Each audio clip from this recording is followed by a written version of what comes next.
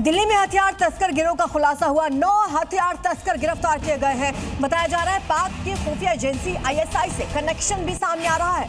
पंजाब और नेपाल के रास्ते किस तरीके से हथियारों की तस्करी की जा रही थी, इस मामले में पूछताछ की जाएगी।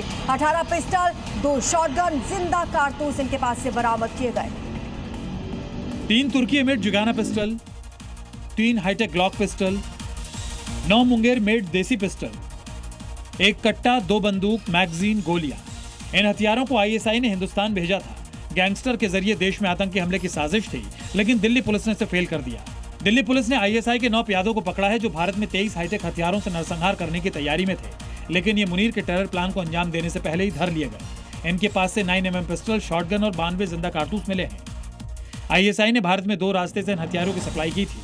पाकिस्तान से ड्रोन के जरिए पंजाब में हथियारों की खेप भेजी गई थी। दूसरा, नेपाल बॉर्डर से हथियारों की सप्लाई हुई। खुलासा हुआ है कि यूपी के बुलंदशहर का रहने वाला शहबाज अंसारी हथियारों की सप्लाई कर रहा था। शहबाज अंसारी के साथ उनका चाचा रेहान अंसारी और जीजा इरफान अंसारी इस गैंग के ऑपरेट करते थे। शहबाज अंसारी बांग्लादेश में है तो रेहान अंसारी दुबई में बैठकर हथियारों की डीलिंग करता है, जबकि इरफान अंसारी भारत में हथियारों की डिलीवरी और सप्लाई करता है। यूपी के उन्नाव में उस वक्त हड़कंप मचा जब एक कार में भीषण आग लग गई और देखते ही देखते पूरी कार आग का गोला बन गई। दमकल की टीम पहुंची, कड़ी मशक्कत के बाद आग पर काबू पाया। क्योंकि कार में लगी आग तेजी से भड़कती जा रही थी।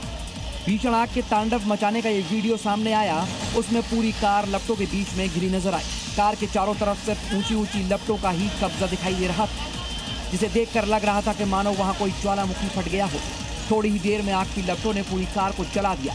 कार के अंदर रखा सामान भी जलकर खाक हो गया।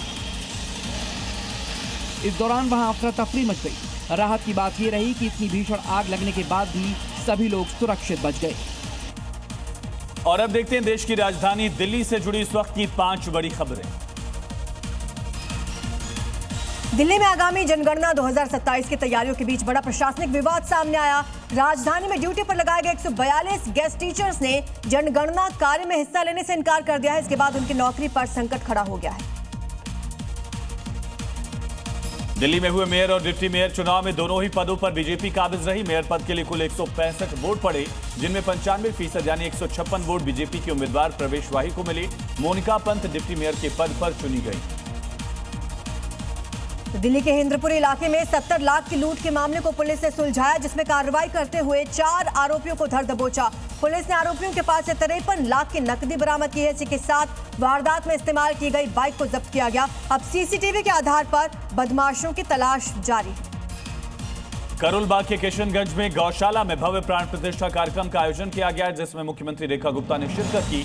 मुख्यमंत्री ने दिल्ली वासियों को बड़ा भरोसा दिलाया, कहा कि राजधानी के हर जिले में आधुनिक गौशाला का निर्माण किया जाएगा ताकि गौवंश को बेहतर सेवा दी जा सके। दिल्ली एनसीआर में पश्चिमी विक्षोभ के कारण मौसम तेजी से करवट ले रहा है। इसी के चलते फिर से बारिश के आसार है। मौसम विभाग ने 5 दिन तक धूल भरी आंधी और बारिश का येलो अलर्ट जारी किया। तापमान में गिरावट भी आएगी, लोगों को गर्मी से राहत मिलेगी।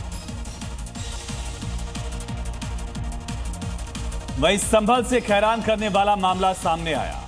यहाँ एक ट्रैफिक पुलिसकर्मी को लाइन हाजिर किया गया क्योंकि वो ड्यूटी पर तैनात नहीं मिला। पहले इस ट्रैफिक पुलिसकर्मी के पक्ष को सुनिए, आखिर वो ड्यूटी छोड़कर कहां गया था। पेट्रोल पंप पे जो फ्रेश होने चला गया, उसके बाद फिर जब वहाँ से आया तो कहने लगे फोन करके कहाँ हो तुम्हारी रिपोर्ट लिख के वापसी कराओ। मैं सर किस चीज़ की वापसी कराऊँ। हेड कांस्टेबल जय भगवान ने टीएसआई दुष्यंत बालियान पर खुन्नस का आरोप लगाया और कहा कि ये रिपोर्ट भी उन्होंने ही दर्ज करवाई है। वहीं इस मामले पर एसपी के संबल के बिश्नोई ने दोनों को लाइन हाजिर कर लिया है और जांच की जा रही है।